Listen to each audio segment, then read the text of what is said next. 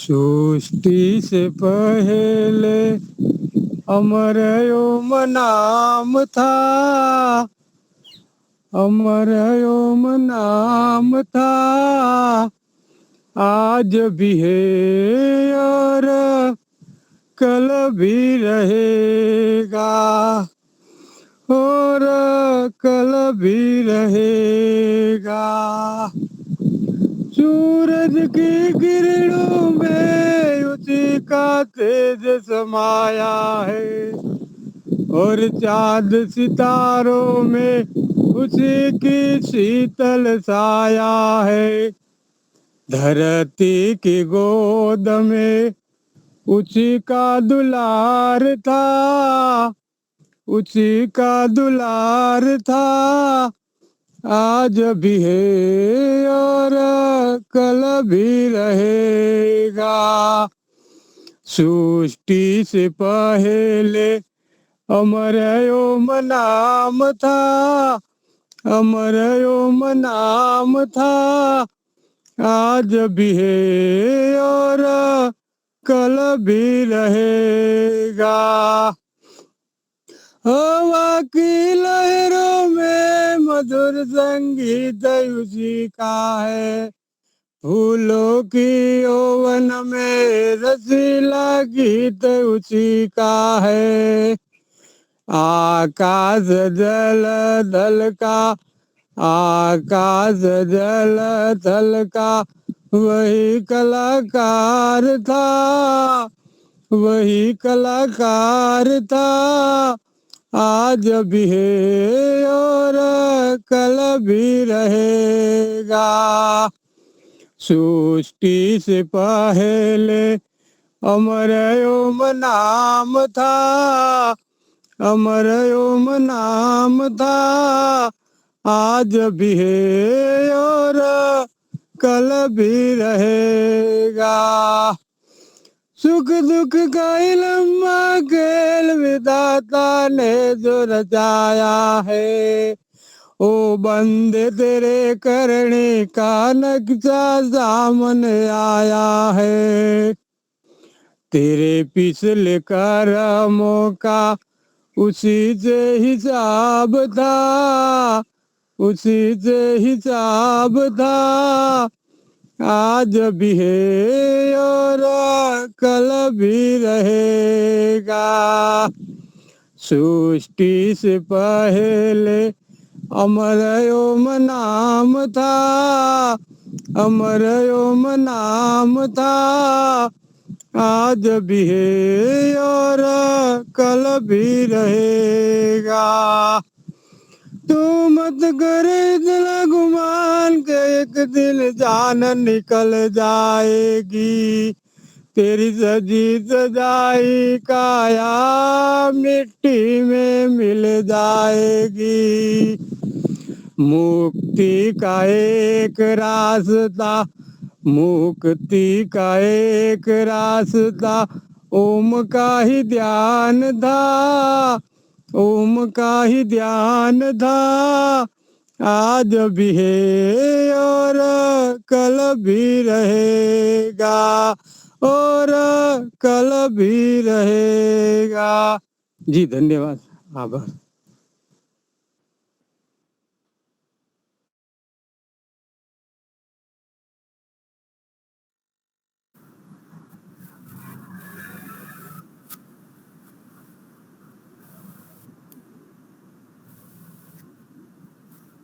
हाँ, हम आवृत्ति कर देंगे जो भी पहले किया हुआ है।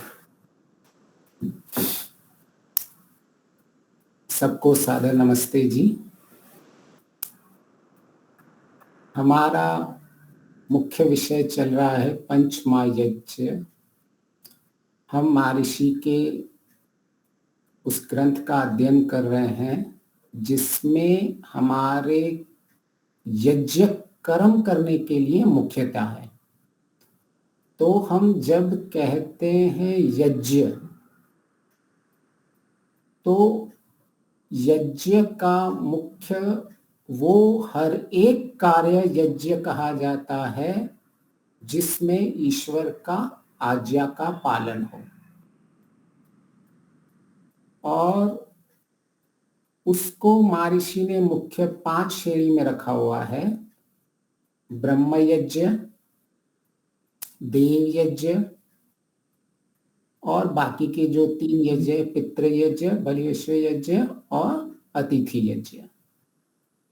तो ये सारे जो भी इनका यज्ञ का मुख्य उद्देश्य है, यह हमारे जीवन में कैसी कैसी सेवाएं करनी है, कैसे कैसे कर्म करने हैं, उनके लिए क्या क्या अनिवार्य है, वह सारी चीजें महर्षि दयानंद सरस्वती ने इस संक्षिप्त पुस्तक में दी हुई है। और हमारे जीवन का मुख्य लक्ष्य क्या है, उस मुख्य लक्ष्य को कैसे प्राप्त करेंगे, उसको प्राप्त करने के लिए यह यज्ञ कितने अनिवार्य है, यह हमें समझना है। और महर्षि कहते हैं सबसे मुख्य है विज्ञान यज्ञ, जिससे हम अपने लक्ष्य की प्राप्ति करते हैं। हमारा लक्ष्य क्या है? दुखों की मुक्ति, दुखों से अत्यंत मुक्ति, दुखों के कारणों से मुक्ति, सुख की प्राप्ति और सुख के साधनों की प्राप्ति, यह हमारा मुख्य लक्ष्य है। और इस लक्ष्य को कैसे प्राप्त किया जाए? तो सबसे उत्तम लक्ष्य, उत्तम यज्ञ होता है विज्ञान यज्ञ। महर्षि कहते हैं विज्ञान आदि यज्ञ से हम अपने लक्ष्य की प्राप्ति कर सकते हैं। और यह जो हमारा अभी सत्संग चल रहा है, यह एक विज्ञान यज्ञ चल रहा है, जिसमें हम ज्ञान अपना बढ़ाते हैं और उस ज्ञान से हम अपने यज्ञ को संपादित करते हैं। और आप जब बोलते हो, प्रश्न पूछते हो, ये सारे आप आहुतियां देते हो, अपनी अपनी इस यज्ञ में आपकी आहुतियां होती हैं। और वेद में ईश्वर कहता है कि हमें प्रश्न पूछने चाहिए। उससे क्या होता है, उन प्रश्नों से जो भी अन्य होते हैं उनके भी ज्ञान का जो संशय होता है, वो संशय भी मिटता है। तो आप केवल ये सत्संग नहीं सुन रहे हैं, आप एक यज्ञ कर्म भी कर रहे हैं, जिससे इस यज्ञ के थ्रू आप पुण्य भी कमा रहे हैं। और जितना जितना हम किसी भी तरह की सेवा से, जितना जितना हम ज्ञान की उन्नति करते हैं और अज्ञान की से दूर रहते हैं, खुद रहते हैं और हमारे साथ जो लोग हैं उनको भी दूर रहने का प्रयास करते हैं, यह सारे सात्विक कर्म में आते हैं, ये सारे पुण्य कर्म में आते हैं। अभी वो पुण्य कर्म हम निष्काम कर्म भी कर सकते हैं, हम सकाम धर्म पूर्वक भी कर सकते हैं। तो प्रायः जब भी हम इस यज्ञ कर्म और यज्ञ में जीवन जीना चाहते हैं और उसके प्रति हमारे जीवन में एक लक्ष्य बनता है, तो लक्ष्य को कैसे प्राप्त करें, सबसे पहले वो प्रश्न आता है। तो हम सब जितने भी किसी ज्ञान को प्राप्त करते हैं, तो यज्ञ में वो कर्म होता है जो समत्वम से किया जाता है, सम अवस्था में ये सारे कर्म किए जाते हैं। उसका तात्पर्य होता है आपने किसी भी चीज में अति नहीं की है, आप यथार्थ ज्ञान से वो कर्म कर रहे हो। प्रायः हम देखते हैं इस संसार में लोग एकांगी दृष्टि से जीवन को जीते हैं, और उनका भी क्यों जीते हैं, क्योंकि वह बहुत सारा हमारे इतिहास से अनुभव लेते हैं, आज की जो संसार की स्थिति है उससे अनुभव लेते हैं और अपनी एक दृष्टि बनाते हैं कि मैं इस दृष्टि से जीऊंगा। लेकिन यज्ञ में कर्म होते हैं वह एकांगी दृष्टि से नहीं किए जाते हैं। वेदों में, उपनिषदों में एकांगी दृष्टि के लिए कभी भी उन्नत की रास्ता नहीं बताया है। वह कहते हैं समन्वयात्मक दृष्टि होनी चाहिए आप सबकी। ऋषि कहते हैं समन्वयात्मक दृष्टि होनी चाहिए। तो प्राय समाज में ये देखा जाता है कि जैसे पहले बहुत हिंसा होती थी समाज में, तो लोग उसका समाधान कैसे निकाल के आए कि नहीं नहीं अहिंसा होनी चाहिए, हम अहिंसा का पालन करेंगे।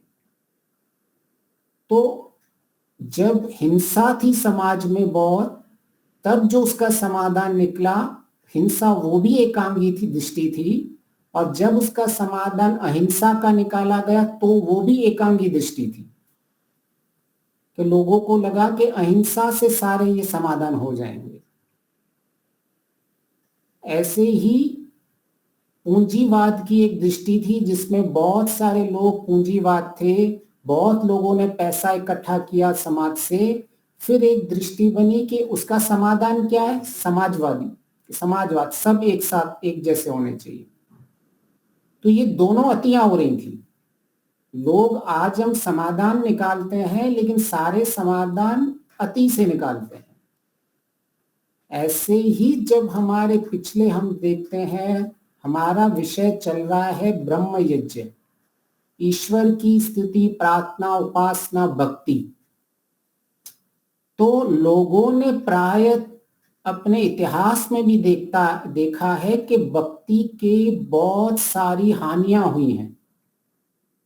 जिन्होंने भक्ति को पूरी तरह से नहीं समझा, उस भक्ति के पूरे ज्ञान विज्ञान को नहीं समझा कि स्तुति किसको कहते हैं, प्रार्थना किसको कहते हैं, उपासना किसको कहते हैं, उसकी हानि पूरी के पूरे समाज को उठानी पड़ी।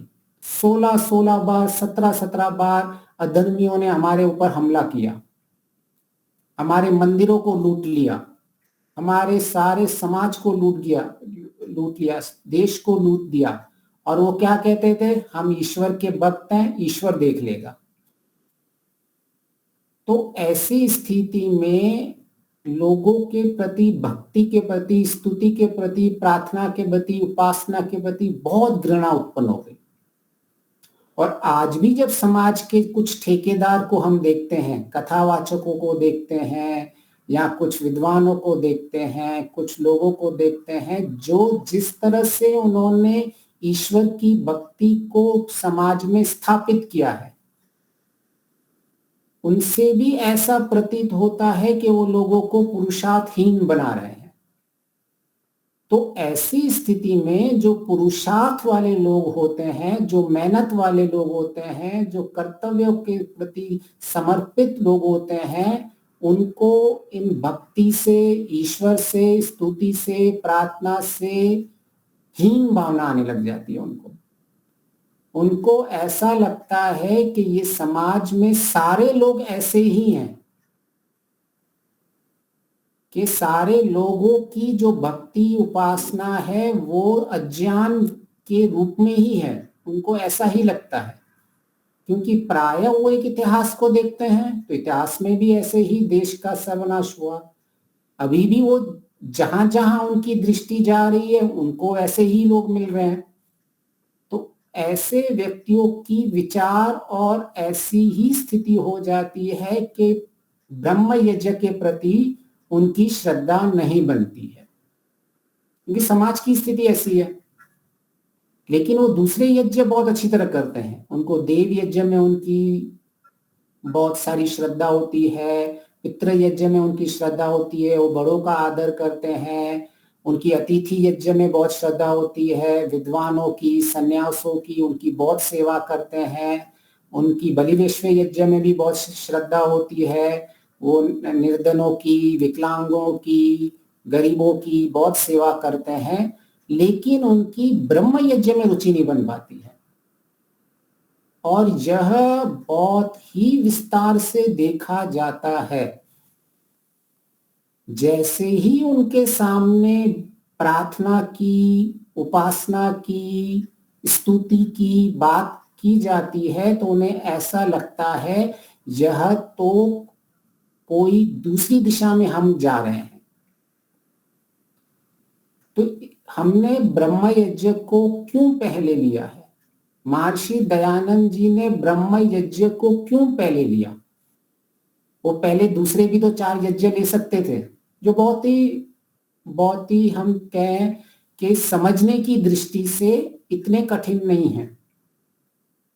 लेकिन इन्होंने मुख्य यह आधारित किया महर्षि ने कि आप नीचे के चारों यज्ञ कर भी लो, लेकिन आप लक्ष्य को कभी नहीं प्राप्त कर सकते। न ये समाज का लक्ष्य प्राप्त हो सकता है, न आपका निजी लक्ष्य प्राप्त हो सकता है। जो केवल एकांगी दृष्टि से चलेंगे कि केवल पुरुषार्थ ही जीवन में सब कुछ है और भक्ति नहीं है, तो जीवन को न खुद का उद्धार कर सकेंगे, न जीवन में किसी और का मुख्य परिवर्तन कर पाएंगे। हाँ, कुछ समय में लगेगा कि ऐसा मैं परिवर्तन कर रहा हूं और हो रहा है, लेकिन दूरदृष्टि तक देखेंगे तो वास्तविकता में वो लोग इस समाज में नास्तिकता को बढ़ावा देते हैं। ऐसे में जब नास्तिकता बढ़ जाती है और केवल पुरुषार्थ रह जाता है, तो समाज का पूरा अकल्याण होता है। जैसा स्थिति केवल भक्ति ने समाज का नुकसान किया था, जैसी केवल भक्ति ने समाज को हानिकारक बनाया था, ऐसे ही केवल पुरुषार्थ भी समाज में हानिकारक रहता है। तो महर्षि ने इसीलिए सबसे पहले स्पष्ट किया कि ब्रह्म यज्ञ को समझें आप, कि स्तुति क्या चीज है, स्तुति का विज्ञान समझें, प्रार्थना का विज्ञान समझें, उपासना का विज्ञान समझें। तभी आप जीवन में पुरुषार्थ आप जो करोगे उस पुरुषार्थ का आपको वास्तविक लाभ होगा। महर्षि दयानंद जी की एक घटना आती है, जब मुंशीराम जी का श्रद्धानंद जी जो बने, वो कहते थे कि उन्होंने महर्षि दयानंद जी को कहते थे कि सारे संत लोग बड़ी बड़ी बातें करते हैं, जैसे आज की भी होता है कि संत होते हैं, विद्वान होते हैं, कथावादक होते हैं, सब बड़ी बड़ी ईश्वर के बारे में प्रार्थनाएं करते हैं, स्तुति के लिए बोलते हैं, ईश्वर के साथ संबंध बनाओ, बड़ी बड़ी सब बातें करते हैं। तो इन्होंने कहा कि मैं ये भी तो ऐसा ही तो कोई दूसरा कोई नहीं है जो जैसे सब बोलते हैं, मैं इसका पीछा करूंगा कि इसका दिनचर्या कैसी है। तो मुंशीराम जी लिखते हैं कि मैं सवेरे सवेरे 4 बजे उठ के 3 बजे उठ के जब महर्षि का पीछा करने लगा, तो पहली बात तो मैं दौड़ रहा था और महर्षि दयानंद जी सिर्फ चल रहे थे, तो भी इतना तेज चल रहे थे कि मैं और मेरा जो एक पत्रकार साथी था वो भी उनके चलने को और हमारे दौड़ने को मैच नहीं कर पाए। एक रास्ते पे आके वो कहाँ हट गए, वो हम उनको पकड़ ही नहीं पाए। तो मुंशीराम जी ने कहा कोई बात नहीं, हम कल उसी चौराहे पे जाके खड़े हो जाएंगे जहां से महर्षि जी ओझल हो गए थे, क्योंकि वो इतना भक्ति, प्रार्थना, उपासना ये सब वो सोचते थे कि भी हमें तो कर्म से मतलब है, यज्ञ में कर्म। लेकिन महर्षि क्या कहते हैं, विज्ञान में कर्म, जिसमें ये सब आ जाता है, प्रार्थना, उपासना, स्तुति, और बार बार महर्षि इसके ऊपर बहुत ध्यान देते हैं। तो उन्होंने देखा, वो पहले उस दिन चौराहे पे खड़े हो गए और उन्होंने देखा जब वो ईश्वर की स्तुति, प्रार्थना, उपासना कर रहे थे, और मुंशीराम बोले मैं अचंभे में पड़ गया, इतना तेज उनके चेहरे पे साक्षात हमने देखा है कि जैसे कोई एक लाली प्रकट हो जाती है सूरज की किसी के चेहरे पे, इतना तेज भक्ति से उनके चेहरे पे था। तो उनको पता चला कि मैं जीवन में ये पुरुषार्थ जो महर्षि इतना करते हैं, जो महर्षि इतना जीवन में कल्याण करते हैं, इतना समाज सुधारक करते हैं, उसके पीछे रहस्य क्या था? तो ये उनकी भक्ति थी महर्षि दयानंद जी की। ये स्थिति प्रार्थना उपासना से इतने अपने आप को चार्ज कर देते थे कि वो बड़े से बड़े काम भी आसानी से कर लेते थे। इसीलिए महर्षि ब्रह्म यज्ञ को सबसे महत्वपूर्ण करते हैं। लेकिन जो पुरुषार्थी लोग होते हैं उनको ऐसा लगता है कि ये तो जीवन में क्या ईश्वर ईश्वर करने का, क्या ओम ओम बोलते रहने का। तो महर्षि कभी भी ऐसा नहीं करते हैं कि आप प्रार्थना में सारा दिन ओम ओम ओम ओम बोलिए। महर्षि ने कभी भी कहीं ऐसा नहीं लिखा हुआ। ये तो प्रार्थना की, यह तो प्रार्थना विकृत की हुई है जो ऐसा लोग कहते हैं कि सारा दिन ऐसी करना प्रार्थना करनी है। महर्षि तो कहते हैं कि आपका प्रार्थना स्तुति से तो जो फल मिलता है वो कुछ भिन्न ही रहता है। क्या वो फल होता है? वो फल इतना होता है कि आपसे बड़े बड़े पहाड़ के दुख भी आप सहन कर लेते हो। तो वो कैसे कर लेता है कोई मनुष्य कि इतना बड़ा दुख आ रहा है, ऐसा क्या हो जाता है स्तुति प्रार्थना उपासना से कि इतने जीवन में, इतने बड़े बड़े किसी के जीवन में परिवर्तन हो जाते हैं। तो अगर किसी को स्तुति प्रार्थना उपासना का सही सही विज्ञान है, उसे सही सही किस संदर्भ में लिया जाता है, उसका सही सही कैसे उस ज्ञान के साथ विज्ञान को जोड़ा जाता है, वह कैसे हमारे जीवन में परिवर्तन लाता है, कैसे हमारे बुद्धि में परिवर्तन लाता है, कैसे हमारे संस्कारों में परिवर्तन लाता है, तो उसके जीवन की दिशा ही बदल जाती है।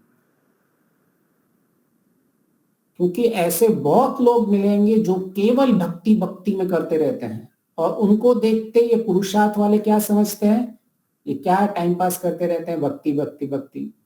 और जो पुरुषार्थ वाले चलते रहते हैं उनको भक्ति वाले बोलते हैं ये क्या अपना समय पुरुषार्थ में बिगाड़ रहे हैं, मुख्य लक्ष्य है तो ईश्वर की भक्ति करना है। तो ऐसे ये दोनों के दोनों लोग एकांगी दृष्टि वाले हो जाते हैं। मैं एक भक्ति में एक वीडियो एक स्टार्ट हो गया था रील्स में जब चलते हैं, तो मैं किसी को सुन रहा था गीता में, एक बहुत बड़े बहुत अच्छे भी हैं, वो बहुत सारी चीजें सही भी कहते हैं। वो ऐसे कह रहे थे कि भक्ति तो मुक्ति से भी बड़ी है, इतना सारा भक्ति का महिमा मंडल चलता है। यद्यपि भक्ति हमारे जीवन में बहुत इंपॉर्टेंट है और बहुत बड़ा हमारे जीवन के अंदर उसका योगदान है हमारे लक्ष्य के लिए, लेकिन उन्होंने तो भक्ति को इतना बड़ा कर दिया कि उनको मुक्ति से भी कहा बड़ी है भक्ति। वो ऐसा कहने लग गए कि मुक्ति में तो आप जो है अपना देखते हो, आप स्वार्थी हो। जो लोग मुक्ति की कामना करते हैं वो तो स्वार्थी हैं, और जो भक्ति की कामना करते हैं वो निस्वार्थी होते हैं। इसीलिए मुक्ति से भी बड़े वाले भक्ति होते हैं। अभी देखो ज्ञान किस तरह से लोगों का ज्ञान विकृत हो चुका है। बड़े बड़े कथाकारों की बात कर रहा हूं, ये छोटे मोटे लोगों की नहीं, इनके बहुत फॉलोअर्स हैं और ये बहुत कुछ सही भी बोलते हैं, लेकिन ये कहां अशुद्धि आ जाती है ये समझ को उनको स्वार्थ और निस्वार्थ समझ में ही नहीं आया अभी तक। उनको मुक्ति ही अभी तक समझ में नहीं आई है। स्वार्थ किसको कहते हैं, स्वार्थ क्या नहीं होता है, मुक्ति की कामना क्या स्वार्थ की कामना होती है, क्या वो वेदों में उसका निषेध किया हुआ उनको पता ही नहीं है, लेकिन नाम वेद का लेके ही बोलते रहते हैं। तो ऐसे समाज में भक्ति, एक भक्ति के समर्थन वाले एकांगी दृष्टि बोले होते हैं और एक व्यक्ति का भक्ति का खंडन करने वाले होते हैं।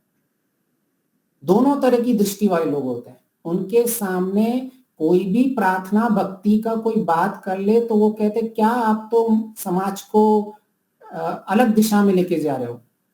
उनको आत्मा परमात्मा मोक्ष की बात पसंद ही नहीं आती है। वो बोलते हैं आज समाज में इसकी जरूरत ही नहीं है। आज आप मोक्ष की बातें कर रहे हो, परमात्मा की बातें कर रहे हो, आत्मा की बातें कर रहे हो, समाज की, तो जरूरतें कुछ और हैं और आप लोगों को कुछ और दिशा में लेके जा रहे हो। लेकिन महर्षि, वेदों की परिभाषा ऐसी नहीं है। वेद एकांगी दृष्टि वाले कभी नहीं मानते। क्या उनसे कोई पूछेगा जो ऐसा कहते हैं कि जीवन के अंदर हमें मोक्ष की बात नहीं करनी चाहिए, आत्मा परमात्मा की बात नहीं करनी चाहिए? अर्जुन को जब युद्ध में कृष्ण जी आत्मा परमात्मा का ज्ञान दे रहे थे, तो अर्जुन को उसकी हानि उठानी पड़ी या उसको लाभ हुआ? अर्जुन को कोई बताएगा? लाभ हुआ। लाभ हुआ। वो तो युद्ध कर रहे थे, लेकिन कृष्ण जी तो उनको आत्मा की बात बता रहे थे कि शरीर नहीं है, शरीर को कोई काट नहीं सकता है, शरीर को कोई जला नहीं सकता है। तो क्या हमें आज आत्मा परमात्मा की बात नहीं करनी चाहिए लोगों के साथ? आज तो कोई कहेगा कि तुम्हें तो जीवन में इतने सारे संसार में दुख लगे पड़े हुए हैं, आप क्या आत्मा परमात्मा की बात कर रहे हो, क्या मोक्ष की बात कर रहे हो? कोई ऐसा कह सकता है ना आपको? लोगों को इधर खाना चाहिए और आप आत्मा परमात्मा की बात करें। जो आज इधर बांग्लादेश में इतने सारे हिंदुओं का नरसंहार हो रहा है और आप आत्मा परमात्मा की बात कर रहे हो। लेकिन उनको ये समझ में नहीं आता है कि आत्मा परमात्मा और प्रकृति की जो बात है वह मूल है इस समाज में किसी भी परिवर्तन के लिए।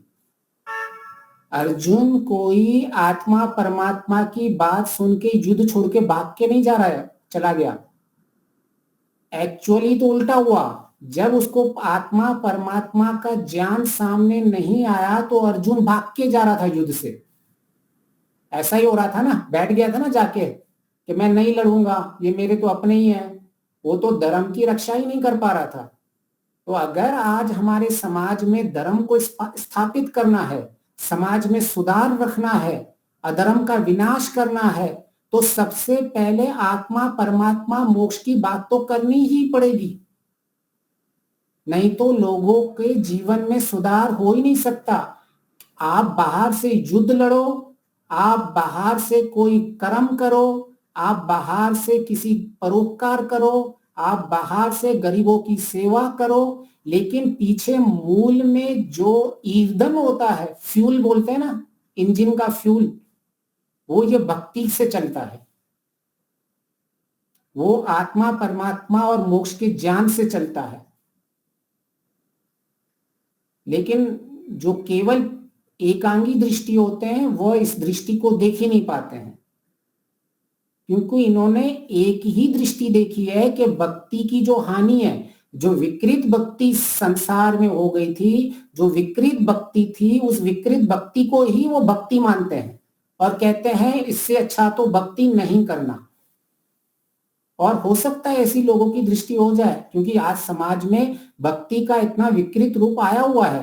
कोई भी आज विद्वान, कोई भी आज सच्ची बात करता है तो उस पर संशय मिल होता है हमें, क्योंकि 10 में से 9 लोग तो भक्ति के नाम पे धंधा कर रहे हैं, अपना बिजनेस चला रहे हैं। तो ऐसे में शुद्ध विज्ञान वाली भक्ति की अगर कोई बात करेगा तो लोग उसको भी स्वीकार नहीं करते हैं। लेकिन वेद ऐसी दृष्टि करने के लिए मना करता है।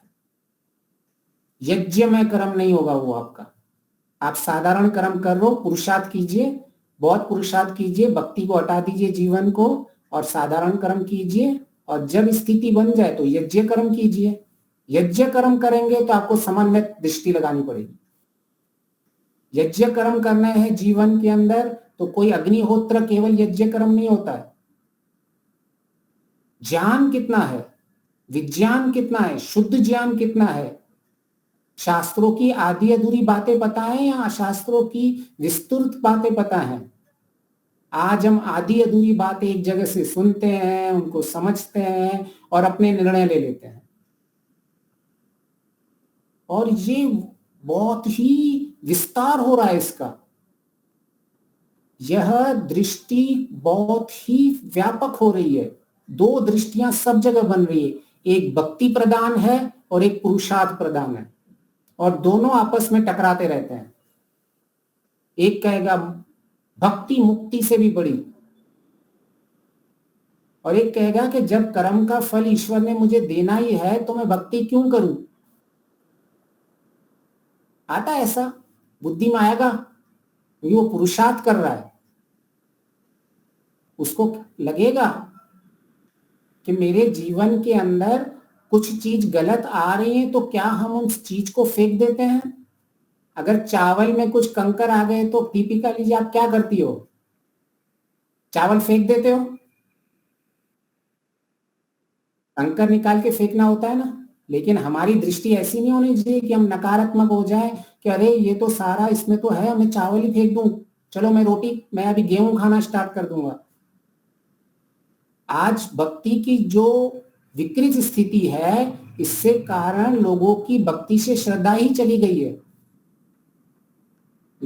लोगों की प्रार्थना से श्रद्धा ही चली गई है, स्तुति से श्रद्धा ही नहीं है, उपासना में श्रद्धा ही नहीं है। तो अब तक देखा कि प्रार्थना करने के कुछ नियम हैं। जब हम ब्रह्म यज्ञ कर रहे हैं, स्तुति कर रहे हैं, प्रार्थना कर रहे हैं, तो हमने स्तुति को समझने की कोशिश की, हमने प्रार्थना को समझने की कोशिश की, और हम अभी और उपासना को भी समझेंगे। कैसे ये हमारे जीवन में परिवर्तन लेके आते हैं, कैसे ये हमारे जीवन के पुरुषार्थ करने के लिए एक बेस बनते हैं, ये मूल बनते हैं। महर्षि दयानंद जी कहते हैं कि भाई आप तो बहुत सारे पदार्थ ज्ञान को समझो। जब विज्ञान की परिभाषा करते हैं महर्षि, तो कहते हैं कि वेदों में ये सबसे विज्ञान मुख्य क्यों है? बोले आपको इसका जो सारा का सारा ज्ञान आपका है, उस ज्ञान में आप, पदार्थ ज्ञान में आप ईश्वर के साथ लेके चलो। वो कोई साइंस के विरुद्ध नहीं थे, वो कोई पुरुषार्थ के विरुद्ध नहीं थे, लेकिन उनके हर एक पुरुषार्थ के पीछे ईश्वर था। उन्होंने एक पल भी ईश्वर को अलग नहीं किया जब भी पुरुषार्थ किया।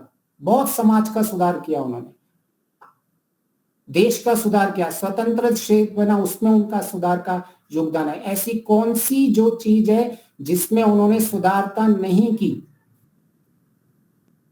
जिसमें उनका पुरुषार्थ नहीं था? बाल विवाह हो, विधवाओं का पुनर्विवाह हो, सब में उन्होंने क्या, क्रांतिकारी हो सारे देश के। जो एक विशेष में विशेष नई टेक्नोलॉजी की प्रेस मशीन थी, वो इन्होंने विदेशों से मंगाई। वो मॉडर्न टेक्नोलॉजी के अगेंस्ट में नहीं थे महर्षि दयानंद जी। उन्होंने लोगों के प्रचार के लिए कि प्रिंटिंग जो प्रेस होनी चाहिए, जो मशीन हो जो आधुनिक होनी चाहिए, वो पुरुषार्थ के कोई विपरीत नहीं थे, लेकिन वो उतने ही ज्यादा समर्पित थे प्रार्थना, उपासना और स्तुति में। इतने ही ज्यादा भक्ति उनके अंदर थी, फूट फूट के भरी हुई थी भक्ति। अगर हम ये भक्ति को नहीं समझ पाएंगे तो हम पुरुषार्थ को कभी हम समाज में इसको स्थापित नहीं कर पाएंगे। आज लोग एकांगी दृष्टि से बातें कर रहे हैं, उनको लग रहा है ये आत्मा, परमात्मा, मोक्ष, ये सब व्यर्थ है इनकी बातें करना। जब कोई किसी को संकट आ जाए और किसी का शरीर त्याग करना हो, तब उस पुरुषार्थी से पूछना, भाग के खड़ा हो जाएगा वो पुरुषार्थी। ये तो वो भक्ति वाला है जिसको पता है कि मैं शरीर नहीं हूं, मैं आत्मा हूं। अगर इस धर्म के कार्य में, इस बड़े से कार्य में मेरा इस शरीर का त्याग भी हो जाए तो कोई बात नहीं। ये केवल आत्मा ज्ञान वाला कर सकता है, ये केवल ईश्वर के ज्ञान वाला ही कर सकता है। जो पुरुषार्थी लोग होंगे, जिन्हें प्रार्थना में ज्यादा उम्मीद नहीं होगी, जो केवल कहते होंगे कि हमें पुरुषार्थ ही करना है, तो कभी भाग के खड़े हो जाएंगे, 10 लोग आ जाएंगे तो उनको जैसे ही अपनी शरीर की हानि दिखेंगी भाग जाएंगे वो लोग। क्यों दयानंद सरस्वती जी से प्रेरित होके हमारे बहुत सारे क्रांतिकारी फांसी पे हंसते हंसते चढ़ गए? क्यों? क्योंकि उनके साथ भक्ति जुड़ी हुई थी। उनके साथ स्तुति, प्रार्थना, उपासना जुड़ी हुई थी। आप बाल गंगाधर तिलक का देखिए, इतिहास देखिए, सब कैसे सोच थी उनकी। हम केवल उनका स्वतंत्र सेनानी, हमको सिर्फ उनका एक पक्ष पता है। हमें जो योद्धा थे उनके सिर्फ एक पक्ष पता है, लेकिन उनको पीछे उनमें आध्यात्मिकता कितनी थी हम उस पक्ष को देखते नहीं है। और हम केवल भक्ति का एक विकृत रूप देख के हम सब जगह लोगों का ये नास्तिकता फैलाते रहते हैं कि आप पुरुषार्थ करो, पुरुषार्थ करो, कोई आप प्रार्थना से आपका कुछ नहीं होने वाला। व्यापक फैल रहा है, व्यापक ये दृष्टि चल रही है। प्रार्थना को समझा नहीं है, प्रार्थना का व्यापक दृष्टिकोण क्या होता है, प्रार्थना पहले क्यों की जाती है, शांति का मंत्र क्यों बोला जाता है, हर एक चीज के अंदर मंत्रों की विधि क्यों की हुई है, पहले कार्य के पहले वैसा हम मंत्र क्यों बोल रहे हैं, उस मंत्र का हमारे मन पे क्या इम्पैक्ट हो रहा है, कैसे उस मंत्र से मेरे संस्कारों में परिवर्तन हो रहा है, वो कोई ज्ञान नहीं है। कोई मंत्रों के प्रति कुछ श्रद्धा नहीं है, केवल पुरुषार्थ पुरुषार्थ पुरुषार्थ में लगे हुए रहते हैं। न वेदों का ज्ञान है, न शास्त्रों का ज्ञान है। भाई आप रामायण को मानते हो, आप गीता को मानते हो, ये तो गीता और रामायण में राम भगवान गुरुकुल के पढ़े हुए थे, राम भगवान इतने बड़े योद्धा थे, कभी आपने सुना है उन्होंने कभी उपद्रव किया वो अपने मन में? क्या थी उसके अंदर उनके मन में? वही आध्यात्मिकता थी। गुरुकुल के पढ़े हुए थे, उनके संध्या करते थे, भक्ति क्या करते थे ईश्वर की रेगुलरली। वो एक गुरुकुल में जो पढ़ा हुआ है, भक्ति उसके मन मन में रची हुई पड़ी रहती है। सारे कार्यों के मूल में उनके भक्ति होती है, तभी वो इतने बड़े बड़े कार्य कर सकता है। लेकिन आज मुझे अगर आत्मा परमात्मा का ज्ञान नहीं होगा और मैं शरीर के स्थल पे काम करूंगा तो मैं बड़े ज्ञान कर ही नहीं पाऊंगा। मुझे जैसे ही अपने शरीर की हानि दिखेगी मैं पीछे हट जाऊंगा, क्योंकि मैंने अपने आप को शरीर माना हुआ है। इस शरीर का मान अपमान ही मैं सब मानता रहूंगा। आप कोई पुरुषार्थ का काम बड़ा कर ही नहीं सकता, उसको सीधा लगेगा कि ये तो मेरा अपमान कर रहा है। आप कोई बड़ा काम करने चाहिए, धर्म का काम करना चाहिए, लोग करने नहीं देंगे आपको। ऐसा नहीं कि लोग बैठे हुए आप धर्म का काम की जो करेंगे, आपका इतना वो परिहार करेंगे, आपका इतना अपमान करेंगे, बात बात में अपमान करेंगे। जो अपने आप को शरीर मान के बैठता है वो अपमान सहन ही नहीं कर पाएगा। ये केवल आत्मा परमात्मा और मोक्ष का ज्ञान है जो उसको बता रहा है कि कोई नहीं, मेरा अपमान कैसे हो गया। ये जो कह रहा है मेरे शरीर को रिलेट कर रहा है, ये जो सामने वाला कर रहा है उसका बुद्धि का ज्ञान है। वो अपने आप में आत्मा पवित्र है, मैं अपने आप में आत्मा शुद्ध हूं, मैं एक ईश्वर शुद्ध की संतान हूं, सामने वाला भी ईश्वर शुद्ध की संतान है। मैं इसके साथ यथा योग्य व्यवहार करूंगा, इसको मारना है तो मारना भी पड़ेगा, लेकिन उसके अंदर आत्मा परमात्मा का ज्ञान है, तभी वो इतने बड़े कार्य कर पा रहा है। नहीं तो कोई बड़े कार्य कर ही नहीं सकता, उतनी उसमें शक्ति आ ही नहीं सकती। तो इसीलिए महर्षि ने सबसे पहले ब्रह्म यज्ञ रखा हुआ है कि आप आगे के 4 यज्ञ करना तो उसमें ये बुद्धि में रखना कि पीछे का ये ब्रह्म यज्ञ को साथ में रख के आगे के 4 यज्ञ करने हैं। आज आपने दैनिक अग्निहोत्र कर दिया लेकिन आपने ईश्वर को साथ में नहीं रखा तो उसका इतना विशेष लाभ नहीं होगा। हाँ, आप कोई भी प्रक्रिया साधारण करेंगे, उस प्रक्रिया का जो भी एक होता है फल होता है, एक प्रभाव होता है, एक परिणाम होता है, आपको परिणाम मिल जाएगा। आप पुरुषार्थ करो आपको परिणाम मिल जाएगा। लेकिन ईश्वर को जब साथ में रख के चलते हैं तो उसका फल एक विभिन्न दृष्टि में चला जाता है। वो दृष्टि बनानी होती है हमको, नहीं तो इसी एकांगी दृष्टि में आज समाज बट रहा है। कह रहे हैं लोग मुक्ति से बड़ी भक्ति, इतना भक्ति को इंपॉर्टेंस दे दिया है एकांगी दृष्टि में। एक लोग कहते क्या भक्ति, पुरुषार्थ कीजिए। तो हमने पिछली बार दीपिका जी हमने कुछ सोचा था, इस बार विचार करेंगे। याद है किस चीज पे हमें आज विवेचन करना है? शांति मंत्र पे, राइट? हाँ जी, हाँ जी। कि ये शांति क्यों बोलते हैं? क्या इस शांति मंत्र से हमारे जीवन में कोई पड़ता है? क्या इससे कोई कार्य होता है? तो क्या किसी ने कोई विवेचन किया या गया, प्रस्तुति गई और बात गई? देखिए ये हमारा देखिए ये हमारा यज्ञ चल रहा है। आप लोग जब प्रश्न पूछते हो और आप लोग जो भी अपना योगदान दे रहे हो, आप सब अपना अपनी आहुतियां दे रहे हो और इस सबको परोपकार के पुण्य कर्मों में आपका गिना जाएगा। जितना जितना आप इस यज्ञ में आहुतियां देते हैं, बताते हैं, ये सब आपके जीवन में पुण्य कर्म में आएगा। तो अगर आपको पुण्य कर्म ज्यादा कमाने हैं तो आप में इसमें आहुतियां रेगुलर इस यज्ञ में देते रहिए। अच्छा, किसी को लगता है कि ओम देव शांति जो हम हर बार हमने मतलब लिया था कि हम जो हर बार ये विज्ञान यज्ञ समापन करते हैं तो शांति मंत्र कहते हैं, उस शांति मंत्र से क्या होता है? वो वैसी प्रार्थना क्यों करते हैं? कोई बताएगा? हाँ जी, हाँ जी।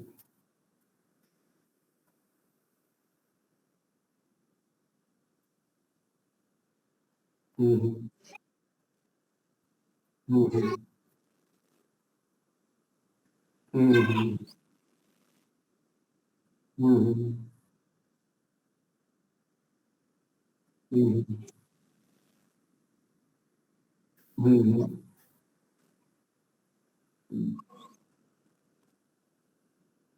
हम्म हम्म हम्म हम्म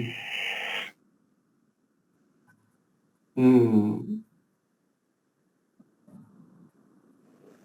हम्म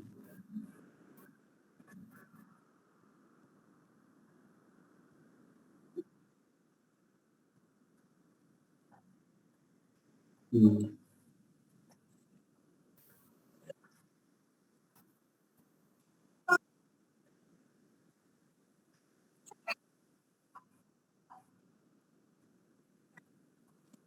ये भी बहुत एक अच्छा दृष्टिकोण है।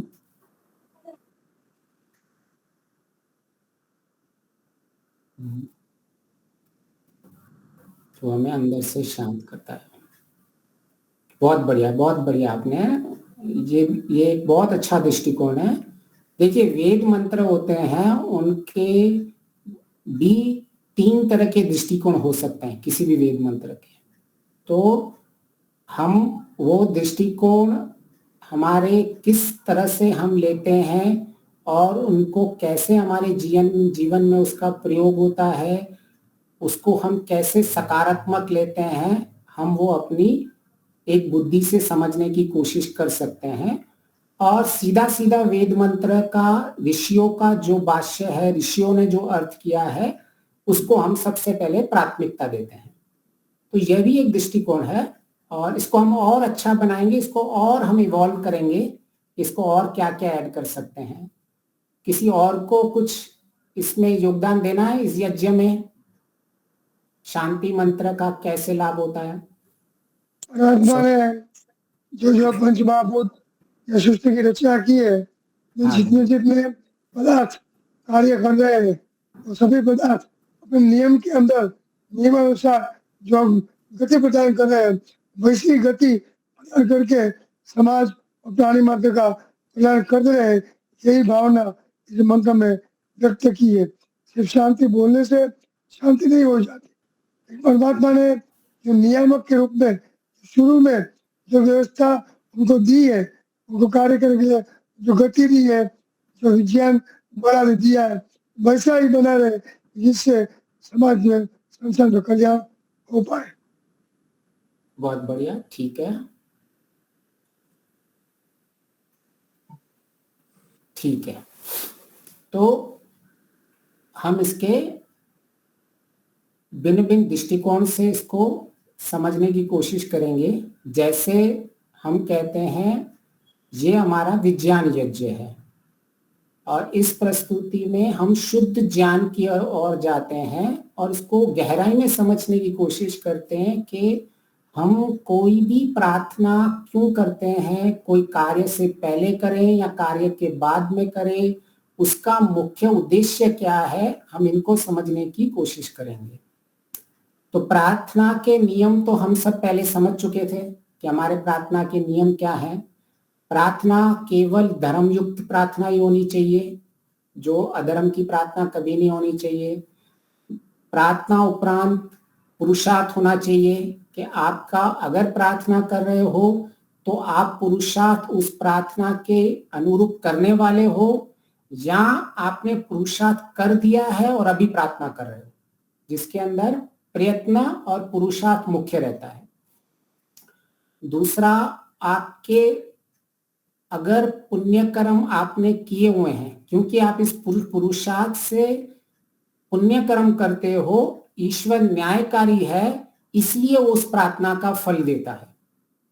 केवल आप प्रार्थना करते हो इसलिए ईश्वर फल नहीं देता है। हम उस प्रार्थना के अनुरूप पुरुषार्थ करते हैं और उस पुरुषार्थ के अनुरूप जितना जितना हमारा पुरुषार्थ होता है उसके अनुरूप हमको फल मिलता है। तो प्रार्थना का फल कभी भी सीधा नहीं मिलता, ये हमने नियम देख लिया। और दूसरा है कि हमने पूर्ण पुरुषार्थ होना चाहिए, हमारा आधा अधूरा पुरुषार्थ नहीं होना चाहिए किसी भी कार्य के लिए। कि अगर हमें कोई कार्य हाथ में लिया है तो उसमें केवल हम सोचें और किसी को प्रेरित कर लिया, इतने से हम आशा रखेंगे ये सारा काम हो जाएगा, तो ऐसा नहीं। हमें उसके पहले पूर्ण पुरुषार्थ करना पड़ेगा कि अगर हम यहाँ से किसी को भेज रहे हैं तो हम उसके लिए पहले गाड़ी का इंतजाम करेंगे, उनके लिए टिकट भेजेंगे, फिर उनको ड्राइवर ने पिक भी कर दिया, फिर वहां से वहां पे छोड़ दिया। जब तक वहां तक छोड़ा नहीं तब तक हमारी जिम्मेदारी खत्म नहीं हुई। ऐसा नहीं कि मैंने उसकी टिकट बुक करवा दी और हो गया काम और ठीक है वो भी कभी भी पहुंचे, मैंने तो अपना पुरुषार्थ कर दिया। इसको पूर्ण पुरुषार्थ नहीं कहते हैं।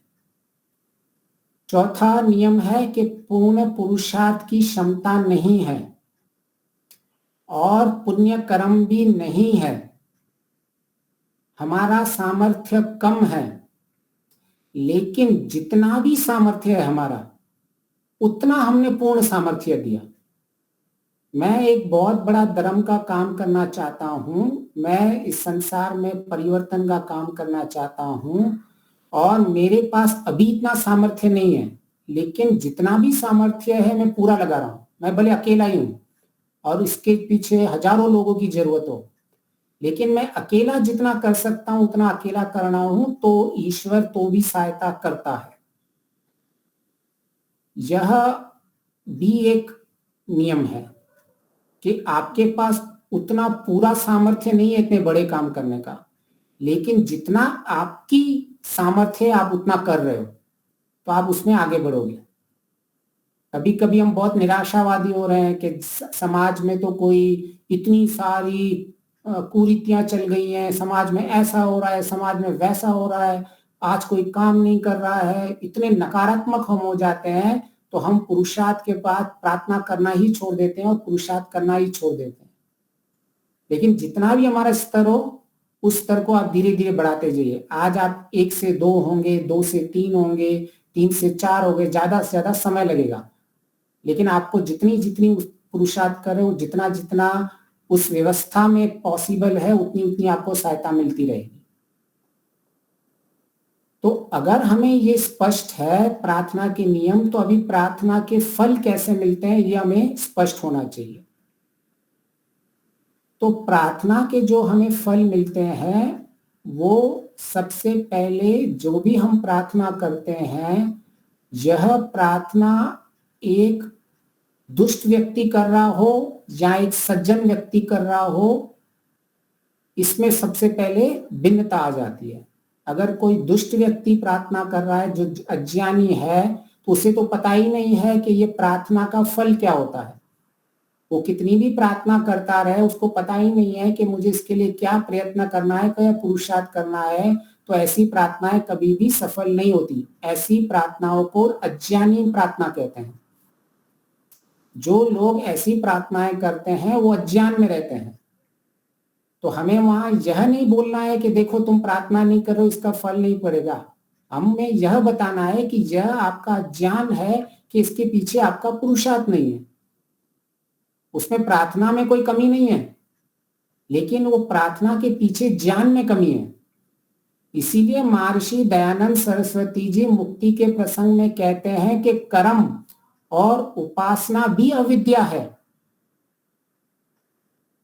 अगर उसके साथ शुद्ध विद्या ज्ञान नहीं जुड़ा हुआ है तो ये भक्ति है, ये जो पुरुषार्थी लोग होते हैं ना बहुत, वो भी अविद्या में ही है, और जो केवल भक्ति वाले लोग हैं वो भी अविद्या में ही है। जो हमने दो एकांगी दृष्टि बनाई थी, एक भक्ति वाले और एक पुरुषार्थ वाले। ये पुरुषार्थ वाले भक्ति वालों का खंडन करते रहते हैं और एक भक्ति वाले पुरुषार्थ वालों का खंडन करते हैं, और महर्षि तो इनको दोनों को अविद्या वाले बताया। क्यों? क्योंकि इसके पीछे अगर शुद्ध ज्ञान नहीं है तो ये दोनों अविद्या में आएंगे।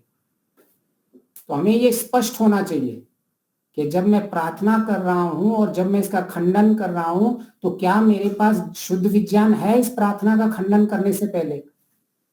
ऐसा तो नहीं मैं समाज में कुछ अज्ञान फैला रहा हूं इस प्रार्थना के खंडन के चक्कर में, और वो उसको लग रहा होगा कि मैं बहुत पुण्य का काम कर रहा हूं, लेकिन वो पाप का भागीदार बनता है। अगर हम किसी चीज का खंडन करते हैं और हमें उसका पूर्ण ज्ञान नहीं है तो उससे पाप बनता है। तो हमें कभी भी ऐसे किसी भी चीज का खंडन ऐसे नहीं करना चाहिए एक दृष्टि बना के। उसे हमें पूर्ण बताना है कि जीवन में आप प्रार्थना का वास्तविक स्वरूप क्या है। आप जब शांति मंत्र हम बोल रहे हैं, हम द्यो शांति, अंतरिक्ष शांति, जब ये सारी द्यो से लेके जब शांति कह रहे हैं, अंतिम में क्या आ रहा है? श्यामा शांति। श्यामा शांति, मुझ में भी वह शांति हो। महर्षि दयानंद जी कहते हैं कि मुझ में दुष्ट रहित, क्रोध रहित, उपद्रव रहित मेरी स्थिति हो। महर्षि दयानंद जी ने शांति में, श्यामा शांति में यह अर्थ किया है कि ये सब शांत हैं, मुझ में भी ऐसी शांति हो। अभी इन सबको क्यों लिया शांत है? शांति तो मैं कमरे में बैठा रहूंगा तो भी शांति मिल जाएगी। चलो मैं कमरे में बैठा हूं, मुझे कोई आलंबन नहीं है, लेकिन जहां वेद मंत्र क्या कह रहा है? ओम द्यो शांति। ये जो संसार में जो द्यूलोक है उसमें कितना ब्रह्मांड में काम चल रहा है, कितने तारे आगे पीछे हो रहे हैं, कितने सूरज घूम रहे हैं, कितनी ये सारे घूम रहे हैं। क्या उससे आपको कभी कोई बाधा हुई है आपके जीवन में? कितनी हलचल हो रही है ब्रह्मांड में। तो हलचल तो होगी, लेकिन फिर भी आपको शांत रहना है।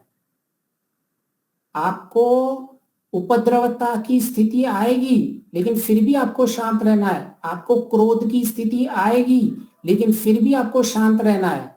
तो शांत की स्थिति क्या है? कर्म करना छोड़ने की बात नहीं चल रही है। कर्म सब जगह चल रहा है, ब्रह्मांड में सब जगह कर्म कर रहे हैं, लेकिन फिर भी शांति बनाए रख रहे हैं। ये मुख्य है। कर्म करते हुए, यज्ञ कर्म करते हुए तो हमको शांति बनाए रखना है। इस सारे फिर अंतरिक्ष में भी शांति बोलो, जो हमारे द्यूलोक और पृथ्वी लोक के बीच में है। कितनी तेज हवाएं, ये सब कुछ चलती जा रही है, अपने अपने काम किए जाती जा रही है, लेकिन वो क्या आपको बाधित कर रही है कभी? तो वो कार्य अपना सब कर रही हैं, और समाज में भी और सारे यूनिवर्स में एक शांति मेंटेन करके रही है। तो मैं भी कार्य करता रहूं और शांति बनाए रखूं। ये पृथ्वी में कितना काम चल रहा है। पृथ्वी घूम रही है, आज मिक्सी घूमती है तो कितना परेशान हो जाते हैं हम। पृथ्वी घूम रही है, आपके क्या कान फट रहे हैं? नहीं फट रहे हैं ना, लेकिन फिर भी अपना काम पृथ्वी पूरा कर रही है, अपने चक्कर चला रही है। जो ये पृथ्वी पूरा काम कर रही है, तो आप भी अपना पूरे कर्तव्य काम को करो। यहाँ प्रार्थना में पुरुषार्थ को कहीं भी नहीं छोड़ा गया है। इस प्रार्थना में कर्तव्य कर्म से हटने की कहीं भी बात नहीं की है। कोई ऐसा नहीं है यहाँ संदेश के केवल आप चुप करके बैठ के अपने आप मन में शांति रहो। लेकिन हमें इसका ज्ञान नहीं होता है तो हम इसका खंडन करते रहते हैं। ये वनस्पति, फूल है, सारे पेड़ हैं, सब बन रहे हैं, कोई औषधि बन के हमारे रोगों की शांति कर रहा है। आप कितने रोग हैं हमारे, ये औषधि नहीं होती तो क्या हमारे शरीर में रोगों की शांति होती? एक पेड़ है, पेड़ को आप पत्थर भी मार रहे हो तो क्या दे रहा है आपको? छांव दे रहा है और फल दे रहा है। क्या वो अशांत हो रहा है अपने जीवन में? कैसे हम शांति को रखें? फिर एक प्रश्न आता है कि देव शांति और ब्रह्म शांति। अच्छा, क्या ब्रह्म अशांत है? क्या ईश्वर अशांत है? क्या ये वेद के जो मंत्र हैं वो अशांत हैं जो हम प्रार्थना कर रहे हैं? इनमें भी शांति हो तो क्या दृष्टिकोण लेना पड़ेगा?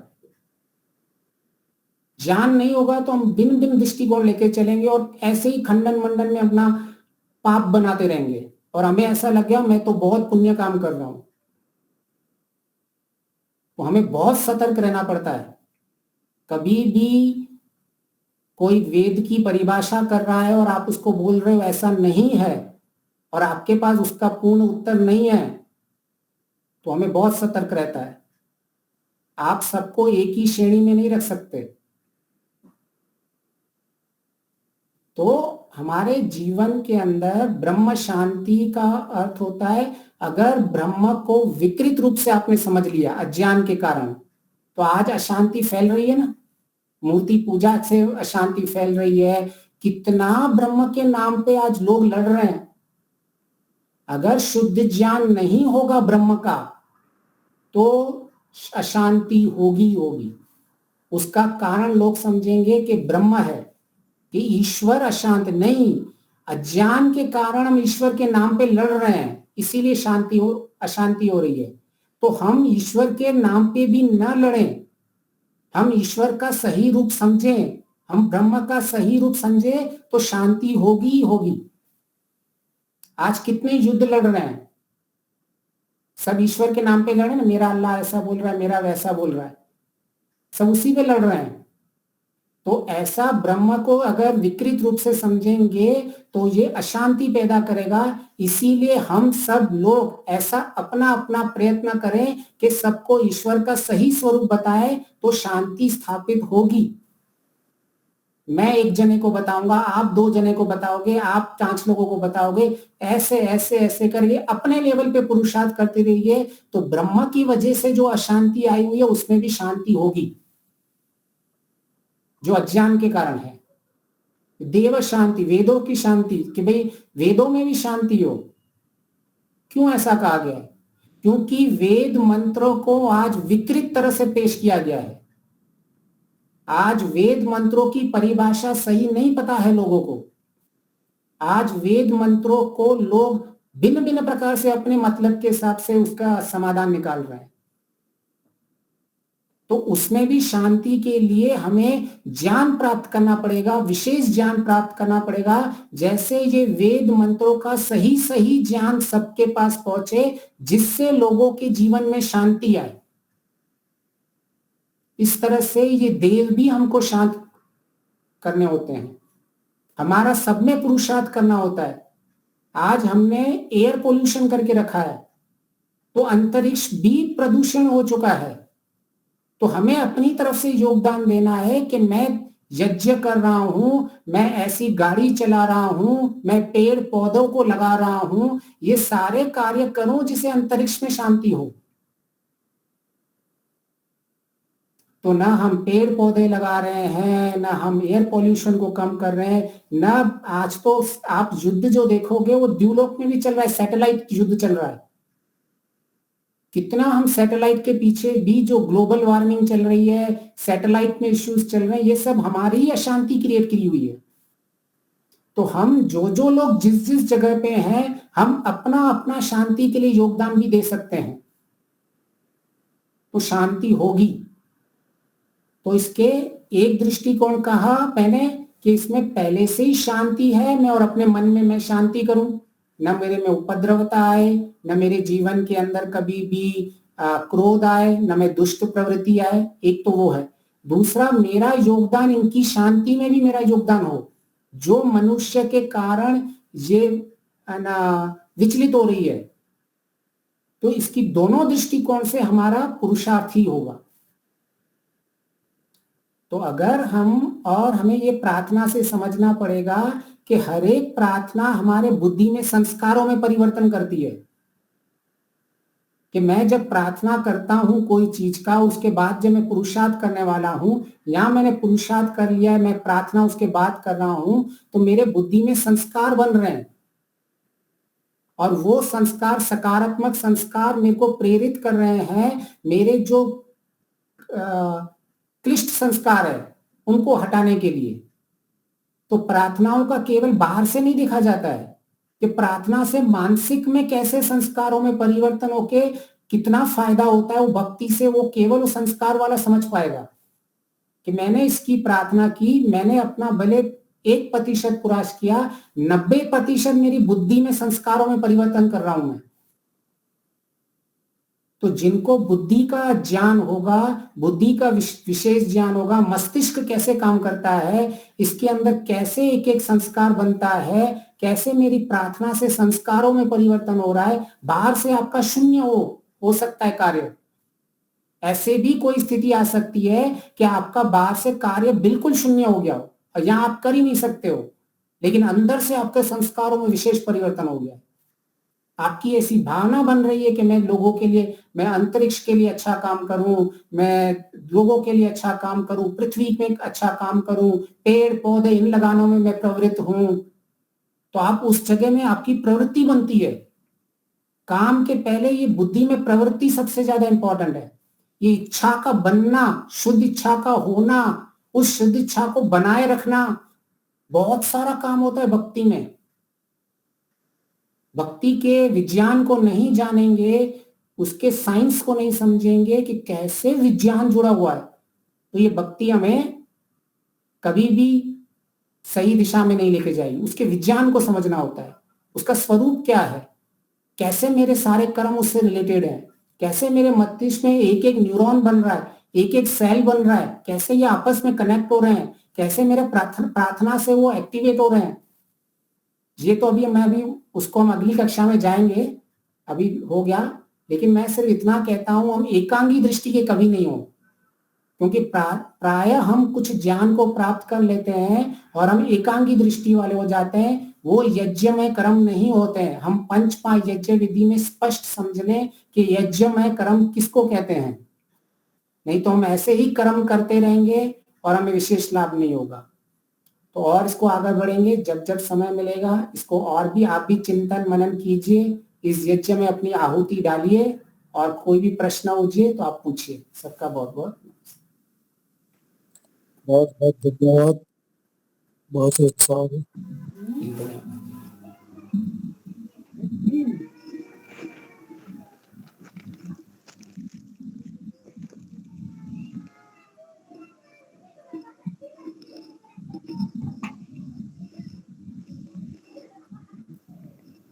शांति पाठ करने के पहले बड़ी प्रसन्नता है कि शांति जो मंत्र है, हाँ जी करवाइए। हाँ करवा रहा हूँ। शांति पाठ करने के पहले थोड़ी विचार हो कि इतने शांति पाठ में जो मंत्र आया हुआ है, इसका भाव आचार्य जी ने हम लोग को समझाया। हम लोग को मंत्र ही जाप करते रहते हैं, तो शांति पाठ और जो भाव है आज मिला वो भी रखना भाव अपने मन में। आवाज जा रही है मेरी? हाँ, तो शांति पाठ, इसके बाद जय घोष।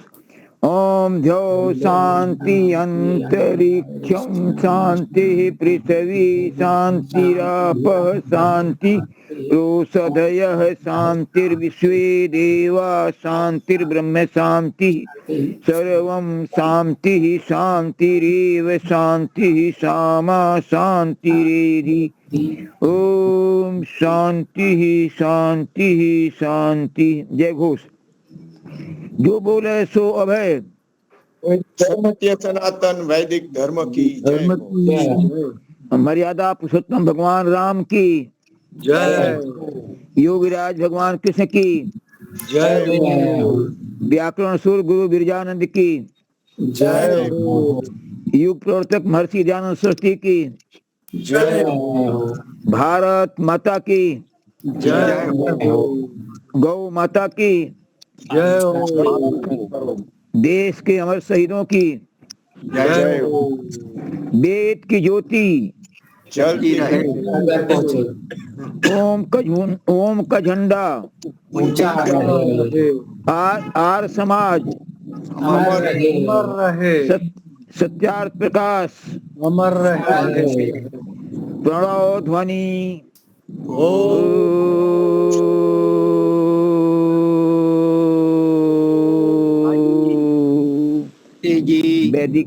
वैदिक अभिवादन। सबको सादर नमस्ते, सर्वेभ्यो नमः।